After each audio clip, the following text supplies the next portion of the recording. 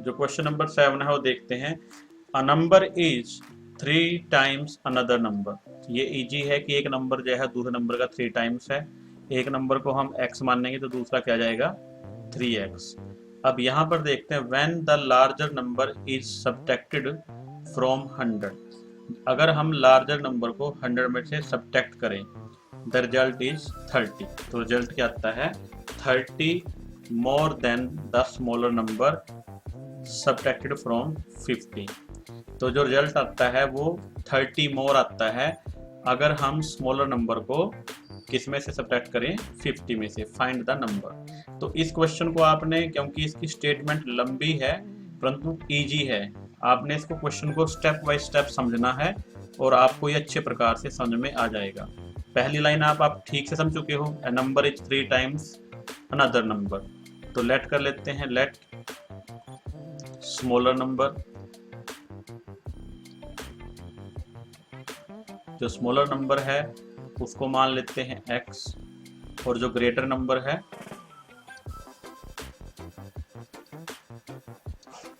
Greater number क्या आएगा, पता है आपको क्या आएगा 3 टाइम्स तो 3x।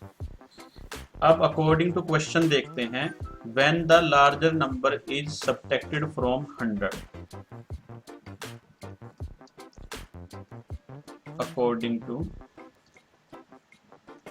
क्वेश्चन, जो हमारे पास स्टेटमेंट दी गई है उसके अकॉर्डिंग देखते हैं। जो लार्जर नंबर है वो 3x है, इसको सब्ट्रैक्ट किया गया है 100 में से। अगर आप इसको स्टेटमेंट को यहां से लेकर यहां तक रीड करोगे तो आप समझ जाओगे।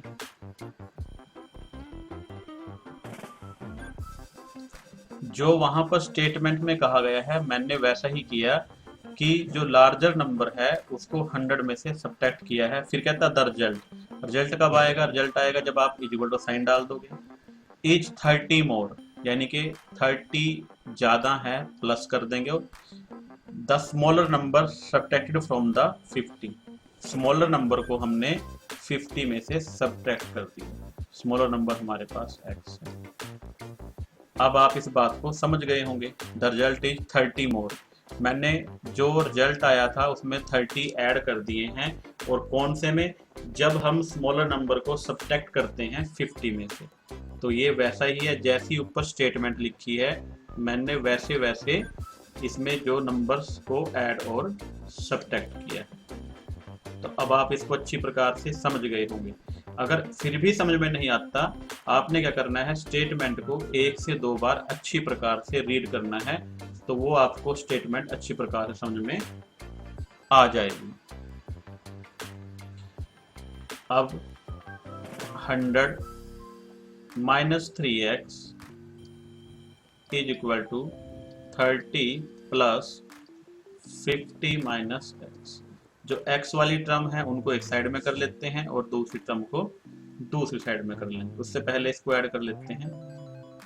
100 minus 3x is equal to 80 minus x। जो x वाली टर्म है वो इस तरफ ले आते हैं और इसको इधर ले जाते हैं। माइनस 3x, ये माइनस का इधर आके प्लस का हो जाएगा। जब भी कोई भी वेरिएबल या कोई भी नंबर अपना स्थान छोड़ के इज इक्वल से साइन की दूसरी तरफ जाता है तो वो अपना जो साइन है वो चेंज कर लेता है। मैं दोबारा से बता रहा हूँ कि जब ये x इधर आएगा तो इसका साइन चेंज हो जाएगा, क्योंकि जब भी कोई वेरिएबल या कोई नंबर इक्वल टू के साइन के इस तरफ या उस तरफ अपना स्थान चेंज करता है, अपना प्लेस बदलता है, तो उसका साइन चेंज हो जाता है। ये 80 पहले यहीं पर ही है, जब ये 100 इधर आएगा तो इसका साइन चेंज हो जाएगा, ये -100 बन जाएगा। तो यहाँ पर नंबर्स को माइनस करेंगे, -2x आएगा और यहाँ पर -20 आएगा। माइनस से माइनस कैंसिल हो जाएगा। 2x is equal to 20, x is equal to 20/2 करेंगे क्योंकि ये मल्टीप्लाई में है, और जब इक्वल टू के इस तरफ आएगा तो ये साइन चेंज कर लेगा अपना, ये डिवाइड में आ जाएगा, और जब आप इसको डिवाइड करोगे तो ये 10 के इक्वल आ जाएगा। जो x की वैल्यू है वो 10 आ गई है। अब हम नंबर्स को निकाल लेते हैं। स्मॉलर नंबर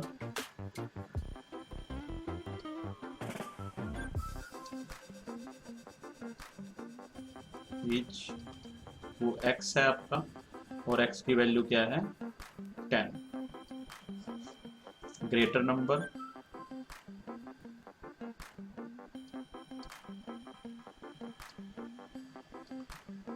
वो आपका 3x है, और x की वैल्यू क्या है 3 इंटू 10 है। मल्टीप्लाई करेंगे तो क्या आएगा 30 आ जाएगा, और ये आपका आंसर आ जाएगा 10 और 30, ये आपके नंबर्स आ जाएंगे। तो ये आपको अच्छी प्रकार से समझ में आ गया होगा। अब हम नेक्स्ट सम करते हैं। सम नंबर 8, स्टेटमेंट देखते हैं। अ गोट एंड अ बुफेलो, एक बकरी है और एक भैंस है, टुगेदर कॉस्ट 1200। तो उनकी जो इकट्ठी कॉस्ट है वो 1200 रुपीज है। द कॉस्ट ऑफ गोट, जो गोट की कॉस्ट है, is 1/5 of the cost of buffalo, कि जो बफेलो कॉस्ट की है वो 1/5 है। Find the cost of the goat and the buffalo. तो हमें निकालना है जो गोट है उसकी कॉस्ट बफेलो कॉस्ट की 1/5 है। तो यहाँ पर हम जो बफेलो है उसकी कॉस्ट को एज्यूम कर लेंगे। Let the cost of buffalo is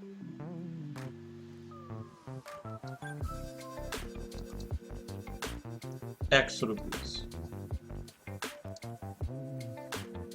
The cost of goat is 1/5 of buffalo। तो 1/5 ऑफ का मतलब multiply x is equal to x/5 या 1/ये, और उनकी जो टोटल कॉस्ट है वो ₹1200 है। तो अब यहाँ टोटल कॉस्ट निकाल लेंगे। Total cost of goat and buffalo, total cost के इनको ऐड कर लेंगे। x प्लस x/5 ऐड करेंगे, और टोटल कॉस्ट हमें दे रखी है कितनी 1200 रुपीज। तो ये हमारी इक्वेशन बन जाएगी x प्लस x/5, यहाँ पर बाय में 1 लगा लेंगे और यहाँ पर आएगा 1200। एलसीएम लेंगे, एलसीएम 5 आएगा, 1 से डिवाइड करेंगे 5 ही रहेगा, तो यहाँ पर 5x आएगा मल्टीप्लाई करके।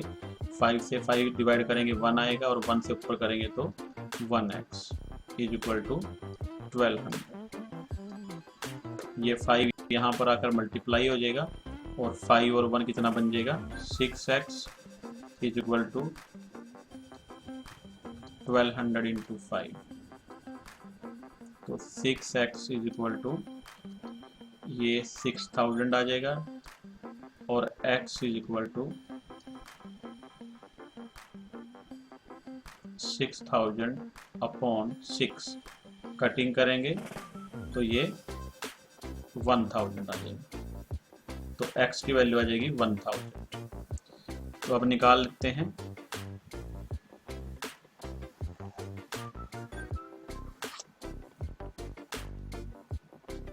Cost of buffalo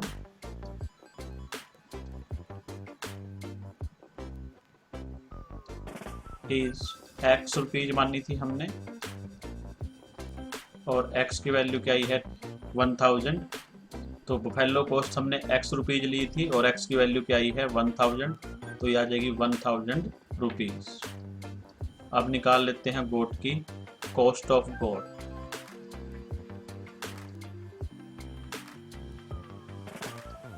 is equal to x/5 है, और x की वैल्यू क्या है 1000, और ये है 5। तो कटिंग करेंगे, डिवाइड करेंगे, इसको कितना आ जाएगा 200 आ जाएगा डिवाइड करके। तो ये हमारे पास गोट की कॉस्ट आ जाएगी। ये हमारे आ जाएंगे आंसर। तो ये क्वेश्चन नंबर 7 और 8 भी हमारा सॉल्व हो चुका है। 9th क्वेश्चन देखते हैं। इन अ पिगी बैंक, जो बच्चे घर में रखते हैं अपना गुल्लक या bank, there are 1 and 2 rupees coin. उसमें या तो 1 रुपीज की क्वाइन है या 2 रुपीज की। Number of 1 rupees coin is 4 times the number of 2 rupees coin. जो नंबर ऑफ कॉइन्स हैं 1 रुपीज की वो 4 टाइम्स हैं than the number of 2 rupees coin. If the total money in the piggy bank is 90 rupees, कितनी है 90, find the number of 1 and 2 rupees coins। हमें 1 rupees और 2 rupees की coins की जो टोवर है नंबर ऑफ coins निकालनी है। तो देखते हैं यहाँ पर जो है 1 रुपीज की coin ज़्यादा है और 2 रुपीज की कम है। तो मान लेते हैं कि अज्यूम करते हैं कि जो number of coins of 2 rupees, number of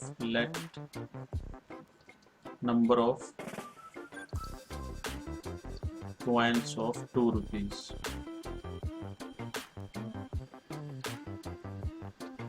is the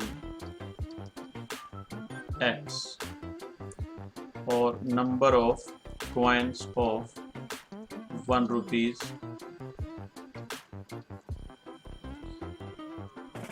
जो 1 रुपीज की क्वाइन है वो 4 टाइम्स है, तो 4x आ जाएगा। ये हमारे पास क्वाइंस आ गई। अब हम अमाउंट निकाल लेंगे। क्या निकाल लेंगे? अमाउंट, क्योंकि हमें रुपीज दिए हैं। तो amount of 2 rupees coin, amount of 2 rupees coins. तो जब एक क्वाइन 2 रुपीज की है तो अगर हमें टोटल अमाउंट निकालनी है तो हम टोटल क्वाइंस को 2 से मल्टीप्लाई करेंगे। क्यों करेंगे? अगर मान लो एक क्वाइन है वो 2 रुपीज की है, अगर मान लो 5 क्वाइंस हैं तो 5 इंटू 2 वो कितने की होंगी? 10 रुपीज की होंगी। ऐसा ही होगा ना। तो यानी कि क्या है, जो अमाउंट है तो वो क्वाइंस को 2 से मल्टीप्लाई करने के बाद ही आएगी, क्योंकि हर एक क्वाइन जो है वो 2 रुपीज की है। इस बात को आप अच्छी प्रकार से समझ गए होंगे।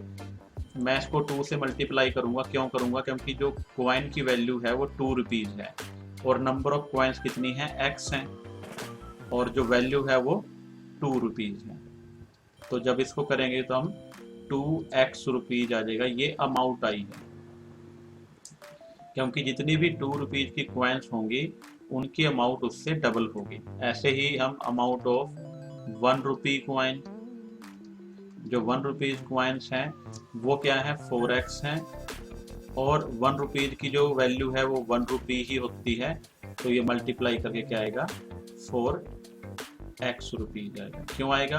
क्योंकि जो 1 रुपीज क्वाइन है उसकी वैल्यू तो 1 रुपी ही है ना, और ऊपर हमने 2 से मल्टीप्लाई किया। क्यों किया? क्योंकि जो 2 रुपीज की क्वाइन है उसकी अमाउंट 2 रुपीज है और नंबर ऑफ क्वाइंस कितनी है? x है। अब हम टोटल अमाउंट निकाल लेंगे। टोटल अमाउंट वो कितनी आएगी? 2x plus 4x is equal to 90 rupees. तो यह आएगा 6x इज इक्वल टू 90 और x इज इक्वल टू 90/6। ये इसको डिवाइड करेंगे तो ये 15 पे डिवाइड हो जाएगा। x की वैल्यू क्या है? 15। अब हम अपना यहाँ पर है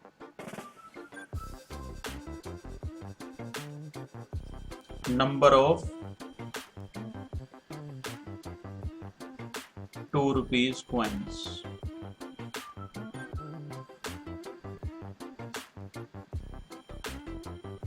आर वो हमने x माननी थी और x की वैल्यू क्या आई है हमारे पास? 50। Number of 1 rupees coins are वो हमारे पास 4x है। तो